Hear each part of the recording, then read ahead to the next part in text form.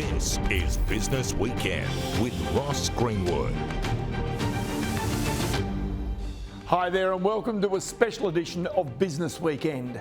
The assassination of Charlie Kirk was a devastating turning point in America's political history. At just 31 years of age, the founder of Turning Point USA was a living embodiment of the power of words over violence. He was eager to engage in respectful debate, even with his fiercest critics. It was more than just political hyperbole that he was often spoken of as having the stuff of a future president. But what's less known about Charlie Kirk is his success in building a business. Sky News Australia has been granted special permission to rebroadcast Charlie Kirk's last ever interview. And the reason we broadcast it is because the interview is predominantly about business, about how Charlie Kirk built his own business interests so rapidly, his views about Elon Musk, and so much more. Kirk was in discussion with American restaurant entrepreneur Andrew K. Smith at the Restaurantology Summit in Salt Lake City, Utah. It was recorded on September 10. The interview finished at 11:10 local time in Salt Lake City. From there, Charlie Kirk drove to the nearby Utah Valley University. Less than 2 hours after this interview ended, Charlie Kirk was shot dead. Listen now to Charlie Kirk's final interview and his lessons on building a business. I have enjoyed being a founder and meeting other founders. And when I meet other founders, I love hearing their stories.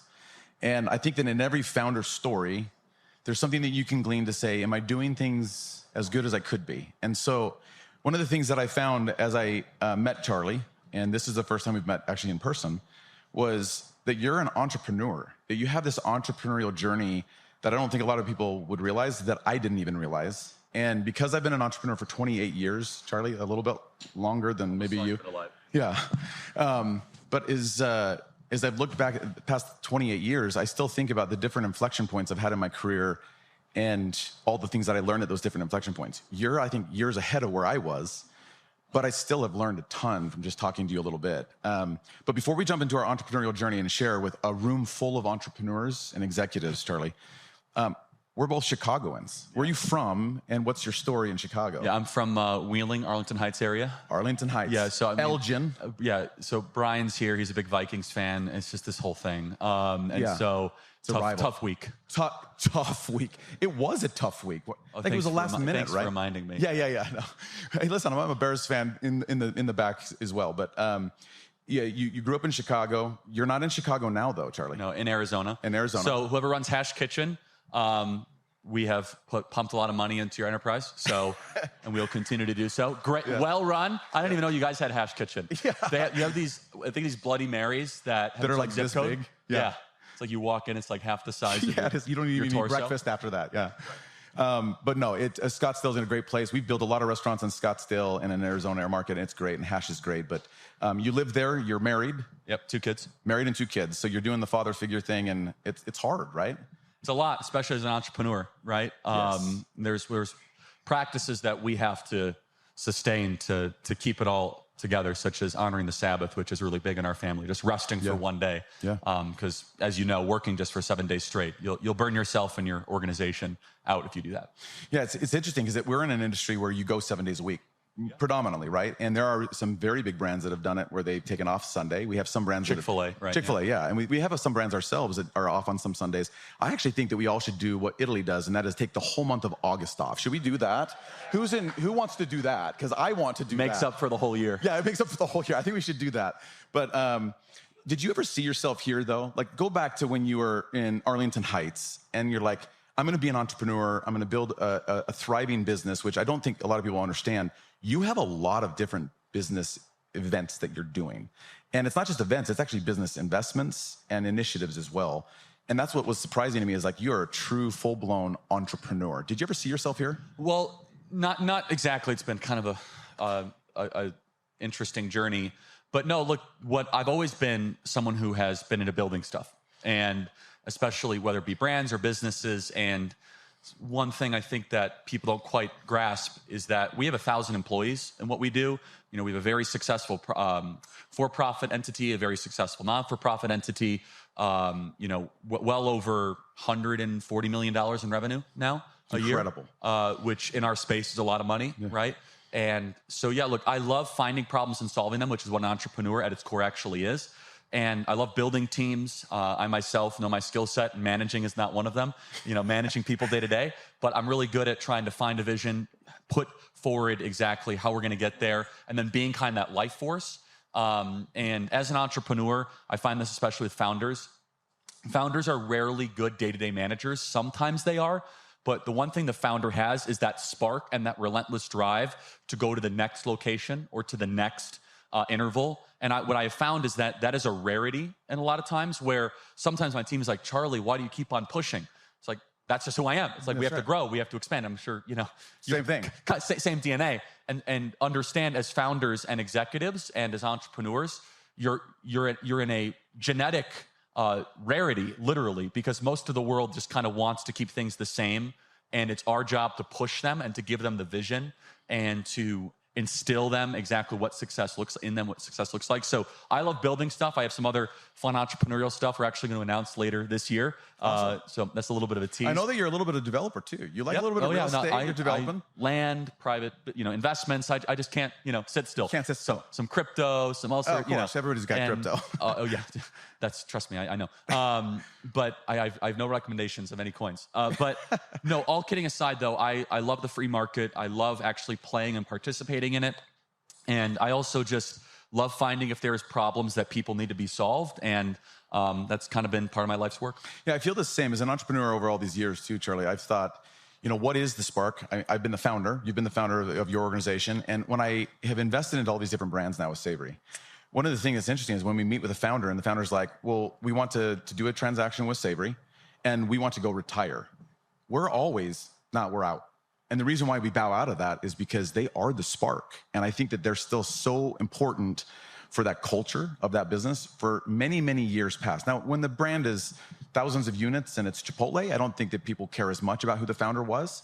But when you're in the realm that all of us are in, which is, call it 2 to 20 or a little bit beyond, I feel like it really is important. That spark is interesting. Yeah, no, it's incredibly important. And also, you as the founder and everyone in this room that has started something or is running something, you have an obligation to be the hardest working person in that entity and to set the tone and set the pace. Nothing collapses an organization quicker than when either the founder during growth mode, now during sustained mode is different, but during growth mode, the founder is noticeably working less and putting less time in than the team. Yeah. That is a recipe for catastrophe. And that happens when you get a lot of outside money sometimes into a business where the founder hasn't really had to earn it and has had a ton of outside investors or private equity money.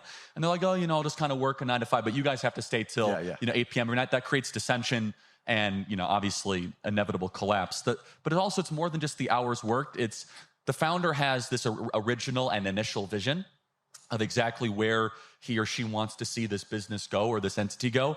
And that's honestly what makes this country so unique. I mean, I just visited South Korea and Japan this last weekend, nice weekend trip. Let's just run over there. Let's go to Tokyo, that's easy to get to. There's so many beautiful things about those countries. They're clean, they're orderly, they're polite. But honestly, they don't understand the word entrepreneur at all. No. I was trying to explain it to them. They're like, well, what do you mean? You start different businesses. Yeah. In their culture, you do a job, you do it for 30 years, you do it super well, and that is your duty. And they do. And by the way, it's incredibly appealing in a lot of ways, but there is a dynamism that's missing, right? There's kind of this energy and this uniqueness that we have in this country. I mean, you go to continental Europe right now, which is actually economically not done very well last 15 years, and we've done very well considerably. Entrepreneurship is largely dying across continental Europe, right? You're right? Maybe if you have one restaurant, maybe if you have one brand, but this idea of scaling and pushing and the Italian tax code cannot grasp the idea of losing money to grow a business. It's an income. They're like, wait, what do you mean you're going to lose money? That businesses only exist to make money. Well, no, you're going to lose it to boost the valuation and to grow it. And the point being is that we as entrepreneurs, everyone in this room, I think it's one of the things that makes this country so exceptional and important. I agree. Because it creates new wealth. It's new risk in the marketplace. And it delivers for the consumer and the customer and the citizen new ideas, better products, and it's that constant competition is always refining us towards a better version of success. Yeah, I agree with that. I was going to say, I will speak for everybody in the room. I think that we would like some employees to just work for a year. Would we like just 1 year straight with like every employee that works? No, that'd be great. You want the Japanese bus driver who's been there since he was 23, wears a full suit and tie with white gloves, and he's like 81, and he's been doing it. He's like, yes, thank you so much. That would be so great at one of your brands, would be great, right? Yeah. Not the 3-month turnover. Like, I want to go find myself in a trailer in Alaska. That's right. That's right. I've never heard that one, Charlie. I think as an entrepreneur, and I could answer this too, but I really want to get your take on this. But what is the biggest sacrifice that you had underestimated being an entrepreneur? I know mine. This but what's is so yours? cliche, so I apologize, guys. Like Be every one of cliche. these. But honestly, repetition is the soul of memory. But if you want to be a good entrepreneur, I learned this like 5 or 6 years ago. You have to be so clear on how you spend your time, and your time really is your most valuable resource. And I manage my day down to the 5 or 6 minute interval, right? It's okay, I'll be able to do that call, and this is how long it takes to go into the car. And that, especially when you are in growth mode, which you and I are constantly in growth mode, Always we know in growth nothing mode. but growth. Yep. And that's the other thing as an entrepreneur that I had to learn the hard way. Know your nature. Yeah. Know what you're really good at. Yeah. So I always ask my team, I say, does this meeting require patience? And the answer is yes. I'm like, I'm probably not a good person for that meeting, actually. Yeah. Like, I will I'm not delegate patient. that, right? Like, unless it's absolutely necessary. If it's like a long, drawn-out like HR meeting, like I could delegate that. But if that meeting requires like quick, decisive action, vision casting, problem solving, bring me in. Yep. So you have to know your nature, and every entrepreneur is different. By the way, some people in this room might be entrepreneurs that are gifted with patience. I'm not one of those. Yeah, neither am I. Right, exactly. I'm kind of like, okay, what's next? Like, hey, you get to the point. And so I know my demerits and I know my faults, and knowing your nature is incredibly important. And that goes with time as well, which is I find that if I'm enjoying something, I will spend like endless amounts of time and my day will be completely derailed. So I have to try to put on very strict limits. And then as an entrepreneur, you have to obviously have very strong spiritual health, whatever that is in your life, very strong, obviously, mental health, connection and relational health, and then physical health. I think I see far too many entrepreneurs. I could list 5 in my life that I know that just completely forsake the physical health when they're in growth mode, right? They're eating terribly, they're not sleeping, they're not exercising. I'll get to it later. That's what they'll get to it later. Yeah. And when you're young, that's correct, but I actually would make an argument. Not only is it bad for you, obviously, health-wise, but like it actually makes you harder to run that business and to grow that business. I think that people that are properly prioritizing sleep and properly prioritizing diet are actually better founders and better entrepreneurs. And so, but anyway, going back, time management. I find what separates the good from the great entrepreneur is someone that is able to meticulously be able to manage their time. You know, I was able to spend a lot of time with Elon Musk, a year ago, and regardless of your opinions of him, he's a phenomenal entrepreneur, right? Unbelievable founder, like undoubtedly, inarguably, right? And he's so clear on his time management that he actually handles it himself. Now, I couldn't do that, but like he can't even handle the bureaucracy of having like an executive assistant. At times, he's like, nope, I know exactly how much time I must spend on a certain thing, and I will be kind of the guardian of that. And you think about it, like time is the equally distributed resource that we have to always be guardians of. I got to be honest, I don't know how he does that, because I could not live without Mackenzie, I couldn't either. So. No, my mind goes in 50 different directions. Yeah, like, it's just go here, go there, do this. It's just, I couldn't possibly do that. So being an entrepreneur, what is the biggest reward so far for you? Just what have you enjoyed the most? Look, we've been incredibly successful financially, and I'm super blessed by that. Our podcast is doing really well, our radio show, our social media. It's not the money. Honestly, it's the journey. I know that sounds like so cliche, like put that on a bumper sticker, but it's the memories that we've created, kind of the can you believe how far we've come? Yeah. I did a lot of thinking about this last year, like what is it that really drives me? I love solving complex problems and doing the things that people say they can't actually be solved. Yeah. I'm sure you're very similar in that way, which is like, okay, people say that you can't have this kind of a restaurant or you can't have this kind of thing. Like, well, maybe you can. Is there a better? And that is what an entrepreneur at its core is, a problem solver against the tide. That's what it is. Yeah, it is. Because again, if it was simple, there would be no reason for entrepreneurs. Entrepreneurs are people that, quit companies while they might be ascending, or they're putting out a second mortgage on their home, or they're diving into savings or liquidating their 401k. And I think there's really something admirable about that kind of ambition. Yeah. It makes the world a better place. And so The greatest memory, the greatest reward, I'd have to say, is just seeing the journey and seeing obviously some of the lives impacted along the way. Yeah, I agree with that, and I will say this: I've been fortunate enough to, Charlie, as an entrepreneur, to go through some cycles where I've built a business, sold it, built a business, sold it, and people have always asked me before, like, what's been the best part? And I've said, honestly, it is a journey. So I had the bumper sticker way before you, just so you know. And in my mind, I thought, I was always excited. Growing up in Chicago, I always had like this poster in my room, and it was a picture of a Ferrari.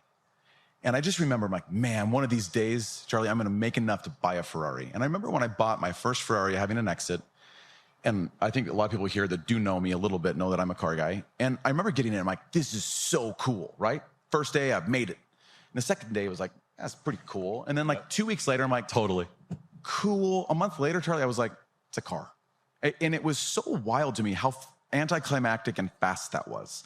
And so when you say journey, I have a good friend, and I think many of you have met her today, but she just went through a business sale as well. And she's like, man, I'm reminiscing the last 25 years of building my business, and I feel like I appreciate more the journey of having gotten here than actually have gotten here to where I sold. Right? And you need to enjoy every day then. Therefore, Every day. Because the reward is actually the process. It's the process of solving problems. And there's a reason why you're on your third fund, Andrew, because after your second or first second one, like, okay, fine, you could go retire. Like, okay, that's not what life's about. It's about value creation. It's about pouring into people. It's about making people's lives better. And I think that's always lost because the outside world that is anti-entrepreneur, or at least value neutral on entrepreneur, they're like, oh, it's all about the money. I mean, look, yeah, that's a way to kind of token. It's part of it. It's a way to tokenize and measure your success, obviously. No one here should be against it, but we would all say that it's about the team too. I mean, I look at my team, I'm like, I'll go to war with these guys. I'm sure you feel the same, For right? sure. Like, Absolutely. put me up against any other competitor and we will crush you because we've been through so much together. That's right. You galvanize as a team. Yes, exactly. And the memories that are created and the connectivity, right? That's what life is really about. At its core, it's about relationships. It is. And that's what, as an entrepreneur, it's like, you don't want to be a lonely entrepreneur. I learned that. You don't want to be. You want people around you. In fact, if you are a lonely entrepreneur, it's like probably won't work very well, honestly, unless you're an incredible whiz kid engineer that has a gizmo better than anybody else. But you guys largely in the restaurant space are in the relationship business. That is. We are in that business. It's tight margins. It's knowing customers' names. It's knowing your employees. Hey, you have a tough day, bad day, you're going through divorce, and someone just break up with you. Like, that's what it's all about, right? And it's not just about, maximizing the bottom line, which of course is part of it, but I bet everyone in this room would agree that what is the most precious thing you have? It's the team, it's the human beings that actually make it happen. 100%. So moving forward to building a lasting brand, okay? So all of us are trying to build brand. We're trying to tell stories. We're trying to get you and your family, Charlie, to come to our restaurants. You've been successful so far. Okay, good. But we want you to keep coming back. And so how do you build a lasting brand? What are the table stakes for building a lasting brand in your mind? So I'm trying to think of how to apply it towards restaurants. So I'll just probably broaden it. And you guys, I mean, look, first of all, don't overcomplicate it. Don't do Cracker Barrel. That would be my first piece of advice. So if you have a brand that everyone likes, don't change it, right? So please don't change Hash Kitchen. Yeah, we're not going to change it. Works too well. So don't do that.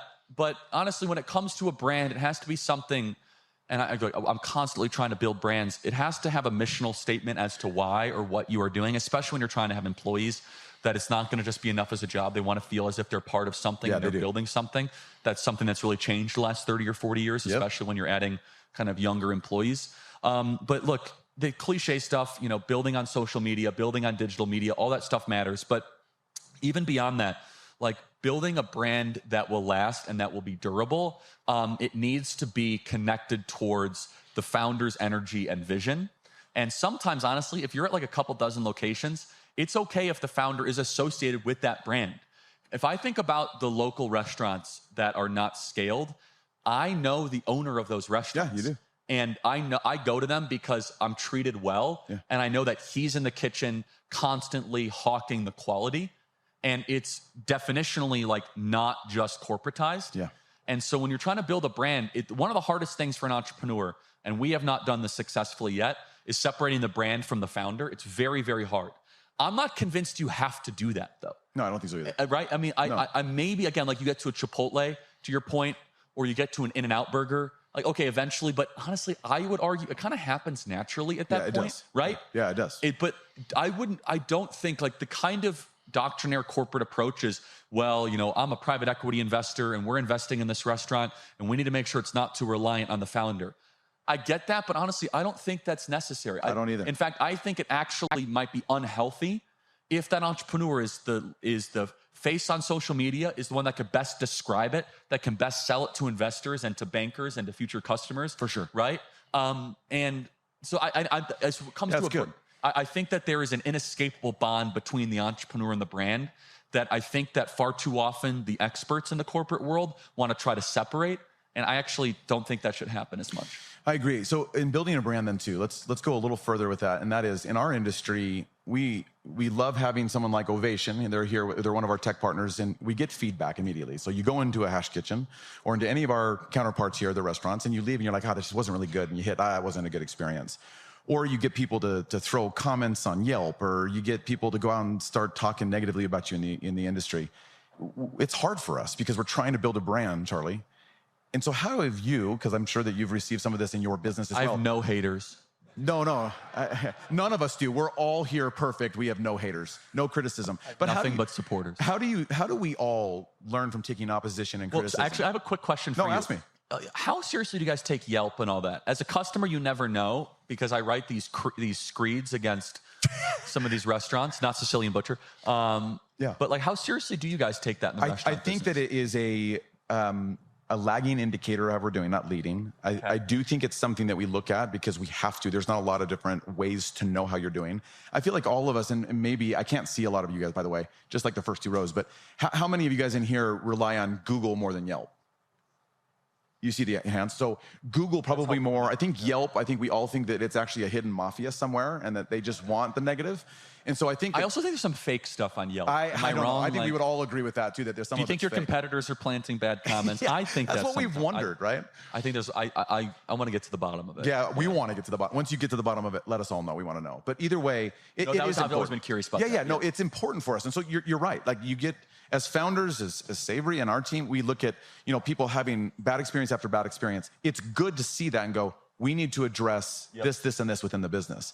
But how do you take it and then just as a team to not let it melt you down and turn that opposition or criticism into a strength? Yeah, look, first of all feedback is an opportunity to get better, right? And at least in my business and what I do, anytime someone has negative feedback, I personally see it through to make sure that it's addressed. And I do it like aggressively. I do it really fast. And I do it involving the parties and the actors that were responsible. So it's a learning lesson so it never happens again, right? So we run these big events, 20,000 people show up. It's the biggest events. We have one in Phoenix. And if someone has a bad experience, I go straight to the events director. I say, what is the reason of this? Like, why did it happen? You're gonna refund the money and we're gonna make sure it never happens again. So it then becomes a standard operating procedure improvement, not just like, hey, can you make sure this is handled? And sometimes it turns out that person is wacky and they are finding something wrong. You've all experienced this as restaurant owners and operators. Somebody's just looking for something wrong and the pancakes were perfect and they're still looking for something, right? Yeah. But they weren't perfect enough. But you can tell, this is what's really important. You guys have a good antenna as founders, a legitimate piece of feedback and an illegitimate piece of feedback, right? And when that legitimate piece of feedback comes through, you need to personally usher that through the process because it's easy to just delegate it and be like, that's just an outlier. But think about it. If 1 out of 100 people are not going to return and you scale that over a course of 5 years, guys, that's your margins, right? Yeah. Especially in the restaurant business, right? The restaurant business is built on recurring customers over periods of time. It's very much on the returning customers. So for us, it's not dissimilar, right? We run these events. If 20,000 became 17,000, that's a big deal. That's a big deal, right? That's kind of eats away at the margins and the core of what we do. So as far as like sustaining the brand though, you want to try to be ahead of it, right? And this is where I think founders and entrepreneurs should never be disconnected from the lived experience of what you are trying to actually present forward. And so that means you guys should continually make sure you are eating the food that you are serving to make sure that it's still good. It's the greatest way to do it. I'm sure you teach your entrepreneurs and your managers all the time. And I eat at all of my restaurants just to make sure. How do I apply this to my life or to us?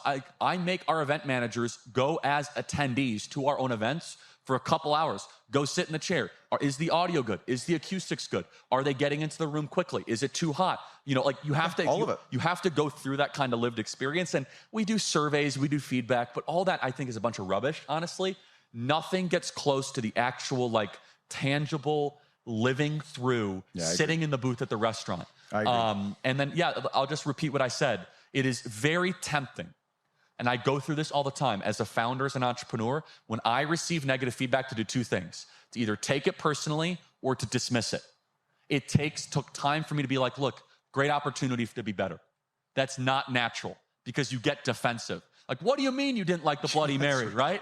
But okay, let me think about this. Is there a way we do it? And then you can use prudence to be able to navigate that. Yeah, that's actually a very powerful one. That is, you got to go through probably some exercises to get there. But it takes time. It takes mentorship. And that's, again, going from good to great. Yeah, it is. Good to great, you look at feedback as an opportunity to upgrade and to turbocharge, not just to either get bitter or to dismiss and act as if nothing is wrong. That's right. Even though the statement, I got to be honest, feedback is a gift. I know it is, but when someone says that to me, I want to punch them out. Yeah, but not all feedback is. You have to use prudence and wisdom to know, like, okay, this is just a person that literally complains for a living, right? Yeah. They want a free meal, they want a free airline ticket. But there's also, you could tell somebody that writes like a very thoughtful letter, I was ignored a couple times, this and that, like, okay, this is something that we need to take care of, for sure. So last few questions here. Appreciate the time. Lessons from leading employees. I mean, you have over 1,000 Gen Zs. We employ we employ a lot of Gen Zs. I could teach a master class on that. Okay, well, tell us a 2-minute master class on just teaching and leading those Gen Zers. If in the ideal world, you have a clear set of articulated values for your company that is no more than 1 page, maybe 2 pages. And in the onboarding process of onboarding a Gen Zer, you not just recite it, you get buy-in as to what those values are. We show up on time around here. We tell the truth. We don't blame people for our problems, right? We always try to find a way to make things better, right? You do not bring your personal life into the workplace, right? Ba, ba, ba, ba, ba, ba, ba. While you are onboarding them, you don't just do it. You say, hey, do you have any problem with this? Tell me your feedback. You involve them in that value process. You get them to co-sign it, not just in some procedural way, but to have them have real buy-in. Why does that matter? You have now established a standard of conduct that when they break it, like, hey guys, remember in that onboarding 3 months ago, you said you're not gonna bring your personal life into business? Well, you just did that. So let's talk about why you did that. You need to live up to the standard. This is probably always been true in corporate life. It is so enormously important for Gen Z because they have a tendency to try to make, there's no like work-life separation. And they also will cry injustice sometimes for something that you think is a normal operating corporate business practice that they need to be reminded to in clear detail. So you can have like the 10 commandments of Savory brands or whatever it is, right? And that process, then there's no wiggle room or excuse. And what it is, it needs to be publicly displayed, right? It needs to be everywhere when you come into work, when you come out of work. So there's no mystery. And again, it can't be 100. It shouldn't be 50. Honestly, you could capture a lot in 10, like tell the truth, don't complain, blah, blah, blah. Yeah. And again, if there's a problem, be like, I don't think you're a good fit here anymore because you're not living up to the standard that you already agreed to. Yeah, that's great. Right? And then you have to live by it. And here is the key. Your managers and your leaders must also live by those rules. You will have a schism in your organization if the managers are living by a separate code. Now, they can have different privileges, but they cannot have different principles. I actually agree with that. Right? Privileges being is, okay, they can come a little later, they can have a company car, but they can't lie. No. Right? They can't do one thing. And like, so privileges and principles are two different things. So for us, it's worked very, very well. It's phenomenal. I'm going to shift because we're out of time, but I want to hear from you. You're obviously in some rooms that none of us are in, but we are all, I think all of us are going into a budgeting season. So we're talking about 2026. And when 2024, Charlie, we sat down and with all of our different brands and management, we said, we think this is going to happen in 2025 and this is going to happen. A lot of it didn't happen, right? Like this year has been a little bit more tumultuous than I think a lot of us have experienced in the past and also that we probably planned for. Give us some guidance as to what you're hearing and thinking about the economy itself going into 26 and how should we budget our career or budget our businesses so that we're safe in our career. Please, anything I say here, guys, take with an enormous grain of salt. Please have it be one data point and a factor of many. Last thing I want to tell you is the economy is great. You guys open 5 new locations and they close and I have a We're going to send you some Yelps. Well, I think you guys will do more than that. But look, I happen to be very long-term bullish on the American economy. for many reasons, not just psychologically. Just as a side note, I think in reminding your workers that their tax are not tipped up to a certain amount and their overtime is not tipped now, I think is a very interesting potential morale boost that you can tell to your workers. Let me tell you why I'm bullish. I'm bullish because after traveling the world, both to Europe and Asia, they are all looking to America, and they are telling me as a traveler, the American economy is the best. We want to put money into America. We want to buy American securities. We want to buy American real estate. That's amongst the ruling class and the investor class of these other countries. Finally, secondly, I think that there is a massive pent-up economic boom that's waiting to happen around artificial intelligence that is going to reverberate positively throughout the entire economy. I think it will make your businesses more efficient. I think you'll be able to better analyze data. I don't think, honestly, if we're doing this 5 years from now, I think we'll laugh. Be like, we used to look at Yelp. AI is now better able to synthesize, 100 different receipt transactions in an hour, and we could tell whether or not they had a good experience or bad experience. Like, I think the way that we analyze data and then it guides your businesses is going to completely change, and it will make you more profitable. It'll make your businesses better and more attractive. And so if I were to give you a piece of advice you should take, embrace AI wholeheartedly in every way you possibly can, because if not, it's the same people that didn't embrace the steam engine, okay? Yeah. You will be, or what's that internet thing? I don't need that. I'm just running a restaurant. So I highly encourage that. I think rates are going to go down. I was talking to a major multi-trillion-dollar fund manager the other day, and he says their data shows the American economy is a lot better than even the Fed thinks it is. So I happen to be a very optimistic person.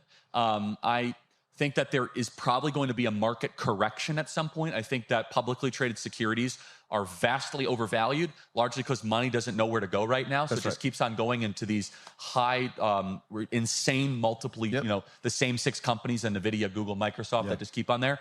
But the actual brass tacks, consumer sentiment is actually okay. Consumer spending is remaining strong. If there were some pitfalls of where the economy is, housing remains to be a big problem. However, shelter inflation hasn't gone up too much since January.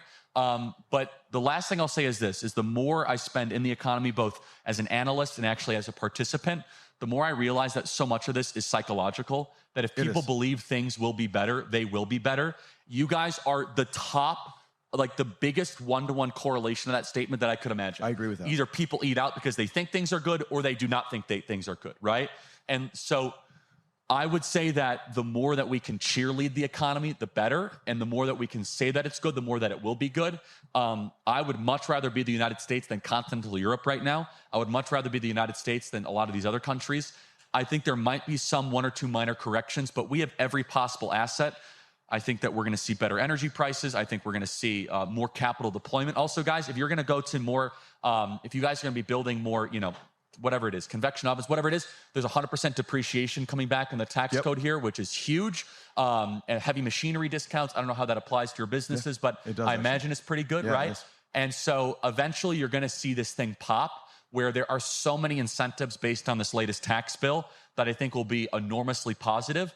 And if the no tax on tips and no tax on overtime actually does end up materializing into demand-driven parts of the economy, there'll be more people that have more money in their pockets that will spend it more in restaurants, right? So again, don't take this to the bank, but generally, I am investing like a bull. Especially a long-term bull, a 5-10-year long-term optimist. I think that we have such incredible assets. And the last thing is, I talk to entrepreneurs, they still are in growth mode. They're in problem-solving mode. And I think as long as we keep that kind of mindset and that psychology, I think we're going to be in a very, very good place. Yeah, I appreciate that. Last question. What is a quote that you live by? A quote that I live by. I'm a Christian. I wear it on my sleeve. So quotes would probably always be Bible verses. I'll give you 2. One is actually not in the Bible. It's more mythological. And one is actually in the Bible. The first is not in the Bible. It's "This too shall pass," which was actually, people think it's in the Bible. It's not. But it's King Solomon's phrase, which is really amazing when you think about it, because it's good no matter what season of life that you're in. If you're going through the worst of times, this too shall pass, and things are going to get better. If you're going through the best of times, though, it's really humbling. This too shall pass, and this will fade away, because this will not last forever. So I love that. And they don't. Yeah, exactly. So it's a time-transcendent truth that applies towards all periods as an entrepreneur. It humbles you when you need it. It builds you up when you need it. Gives you hope when you need it. It also gives you a little bit of a dose of a gut check. One of my favorite verses, though, is Romans 8:28, which it says that God works all things for good for those who love him. It's a very freeing and liberating verse for those of us that are Christians, because we believe that when things can be really bad, God is working it for his good, his perfect and pleasing will, which is a very, very hard teaching when you come across business closures or staff layoffs. But it's very liberating that God is working all things towards an ultimate good. So I love that, and it kind of is very freeing that I don't have to be in charge of everything. And there is a God, and I am not him, and I surrender to his will. I appreciate that. My quote, I'm going to share it with you. Is that okay? Yes, please. Is from Epictetus, and it's, if you want to improve, be content to be thought foolish and stupid. The original Stoic. Yeah, It's he the was a original former Stoic. slave that became a Stoic, yeah. And I love it just because as entrepreneurs and all of us here building businesses, we are pretty foolish. It's very, very hard, but you have to be content in the fact that we've signed up for this, that we are showing up every day to battle through it. And so all I'd like to leave everybody here with is stay the course, be smart, stay positive. I like that you have a positive outlook on the economy. I do too. We're investing like crazy right now into the market. Don't do it because I told you. Just No. Okay. We were doing that before, but this year and even next year. But I appreciate you sharing some of your wisdom, and you're obviously in circles that we're not. And so thank you for sharing some of the things that you're seeing and you're hearing. And thank you for sharing your entrepreneurial journey. I think that all of us learn from each other, even if we have differences, by elevating each other. So thanks for being here to Thank you elevate. guys for warmly welcoming me. Thank you so much.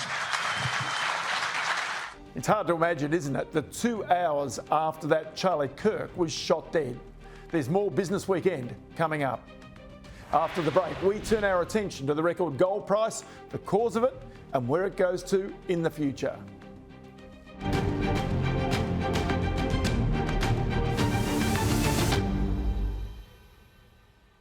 Welcome back to Business Weekend. Well, gold prices again this week hit new all-time highs. Silver prices also hit their highest point in 14 years. And behind all this is a key pivot by major governments and their central banks out of US dollars into hard currencies such as precious metals. It means super funds and other major investors have had to follow that trend.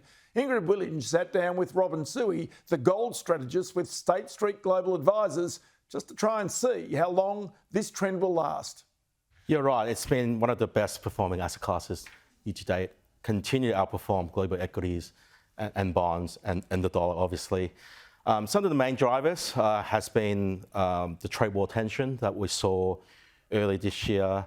There's a huge influx of money into gold because particularly in Asia and APAC, clients do feel like they need more gold as a way to diversify, given the uncertainty they're going to face in the future. I think another theme that why gold price is doing well is the theme of de-dollarization, where the bigger clients, central banks, are starting to moving away from US assets and US dollar, and that's going to be quite beneficial to gold prices because of that historical inverse relationship. Yeah, we'll go into these in a bit more detail because there's a lot of drivers, but we know gold can be quite speculative. Is it overvalued at these levels? I mean, the question is it due for a correction? We don't see that much actually speculative money going into gold at the moment, either through the central banks, they're more strategic. If we look at the ETF flows or even the physical demand, I think most of them are quite strategic, quite long-term. There could be some corrections, but then again, if gold price do correct to, let's say, 3,000, for example, we do believe there will be a lot more deep buys coming in, including the central bank space, to support the current rising price regime that we're seeing right now. Yeah, and you look at the Fed, obviously we've been watching the Fed closely. We saw a rate cut this week and expected to see a bunch more, like 3 or 4 more rate cuts from the Fed. At least that's what the market's pricing in. Is this priced in then to gold? I think it probably has. I think the market were expecting 1 rate cuts probably 1 month ago. We are September, we're up about 5% month to date. So the market are starting to price in 3 rate cuts. But then again, there's other factors supporting it. I think usually in Q4, it's a good seasonality quarter for gold usually. Stronger demand from India and China. And then we usually see a lot more rebalancing towards year end. So that's why we continue to see gold price will continue to rally. We have a bull case about 3,900 by year end. And we talk about, geopolitical concerns and central banks and how they sort of correlate because we have seen, obviously with the geopolitical concerns, emerging market central banks particularly go into gold, diversifying away from the US dollar. Is that a trend that you expect to continue? That's exactly the reason why gold price should go high in the future. Because emerging market central banks, if we're talking about China, India, Turkey, historically they lack gold exposure. Globally, central banks have about 20% in gold, but emerging market central banks, they have less than 20, so maybe benchmark about 10%.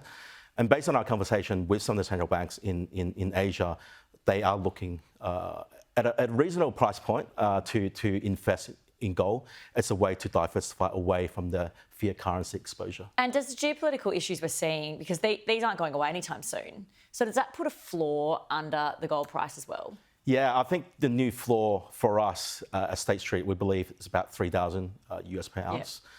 That's the level we expect a lot of central banks, emerging market central banks, including some of the sovereign funds in Asia. That's the price level that might trigger them to buy more gold. Can we talk exposure to gold? Because there are so many ways you can get exposure to gold, and you know, different ways have different issues that come with it. The price of obviously, you know, investing in pure gold is expensive to store. Then you've got other issues with ETFs and company risk if you're investing in stocks. How is the best way to invest in gold, or is it really just an investor per investor? It's definitely an investor preference, but ultimately the product needs to be fully backed by gold. So you can either buy physical managed funds that tracks or holds the gold price, and also gold back ETFs. Depending on the preference, they have different attributes and cost factor, but ultimately you want something that's physically backed because that will track the gold price one-to-one. Yeah. It's been a resilient asset class, though, in particular. Do you think this could be hiding some fragility in markets? Possibly. I think, as you mentioned, there's so many factors that's impacting gold prices. And as of now, there's so many clients or investors that are willing to get in.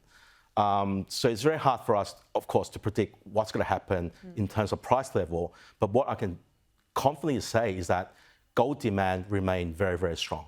I think most clients, investors that we talk to globally, they want more exposure. Of course, they are price sensitive, but if there's some sort of correction, consolidation, that's when we should see more demand going into the gold market. Because there are so many drivers, you know, and it can be hard to predict with each driver how it's going to impact gold. Is a lot of it down to sentiment and sort of animal spirits as well? It's a combination, yeah. Sentiment, fear, uncertainty. Gold, it's not asset class we can value. There's no cash flow. But at the same time, it's proven in the last 55 years, especially since COVID, price has doubled. All right, Robin, really appreciate your analysis and insights today. Thank you so much for joining us on the program. Thanks for having me. Coming up on Business Weekend, the construction industry is vital for Australia's economic prosperity. Right now, it's anything but healthy, though. After the break, we speak with the Australian Constructors Association's Chief Executive, John Davies.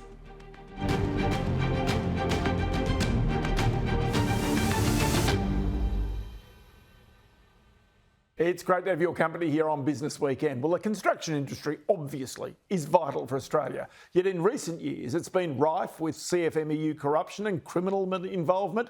There have been record insolvencies. Even the suicide rate inside that industry has spiked. But its health and improved productivity is the key to meeting the government's aim of building 1.2 million homes before 2030, and also to unlock private investment that our economy so desperately needs.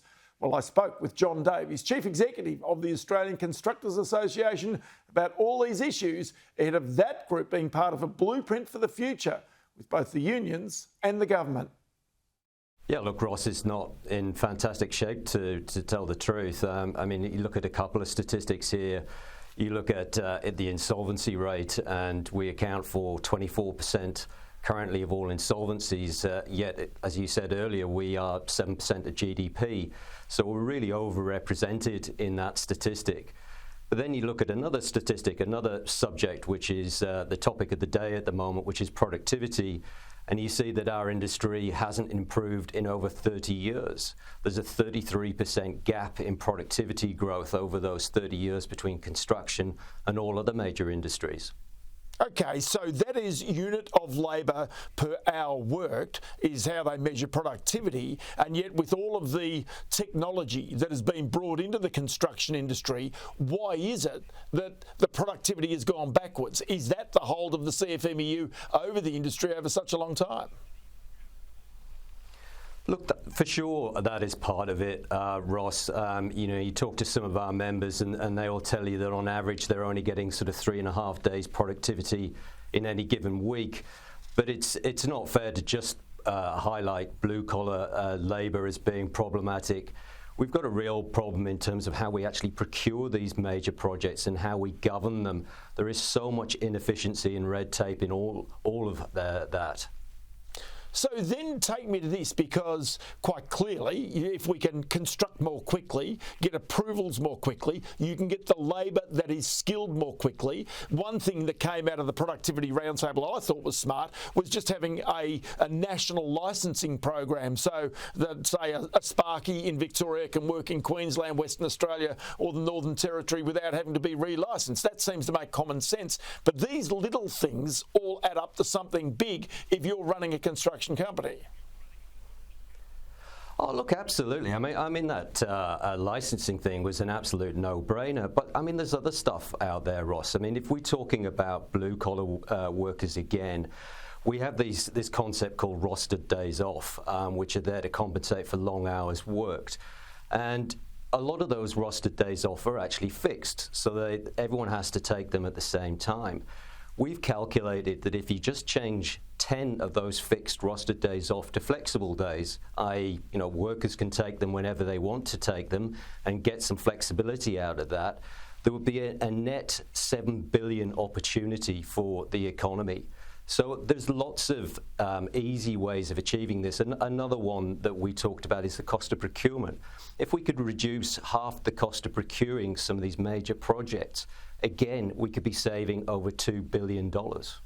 I've often said if the government wants to achieve its target of 1.2 million homes built by the end of this decade, that basically there's got to be a profit incentive. In other words, your members have actually got to make a profit when they build a home, because if they're not making profits, they won't build those homes. And that's the bottom line of this. And that comes to a whole range of things, including the availability of labour, the price of the land. All of these things come into the decision to press the button to say, yes, I will build that, or no, I won't build it.